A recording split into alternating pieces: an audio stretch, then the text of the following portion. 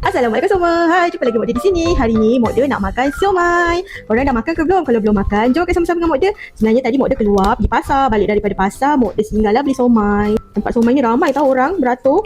Susah pula nak buka. Mak Dia beli RM10,000. Banyak tau RM10,000. Kita tunjuk Sekejap ya, Mak Dia rata-ratakan dulu. Siomai RM10,000 Mak Dia beli. Jom kita rasa. Gaul-gaul dulu. Tempat siomai ni tadi ramai orang beli, beratur lama. Dekat setengah jam jugalah Mak Dia tunggu. Bismillahirrahmanirrahim. Mak Dia minta pedas, sedap rasa pedas. Patutlah tempat siomai ni ramai orang tadi. Sedap, kuah kacang ni pun sedap. Cuma tadi telurnya dah habis. Patutnya dalam siomai ni ada telur, tapi telur dah tak ada, dah habis. Sebab ramai sangat orang. Untuk porsi RM10,000 dia ni banyak boleh makan 2 orang.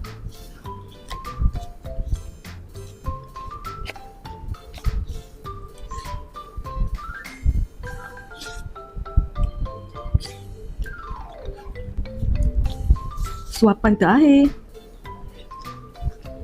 Alhamdulillah, syukur nikmat atas rezeki yang diberikan hari ini. Kita jumpa di video akan datang. Assalamualaikum semua. Bye-bye. Jangan lupa sarapan.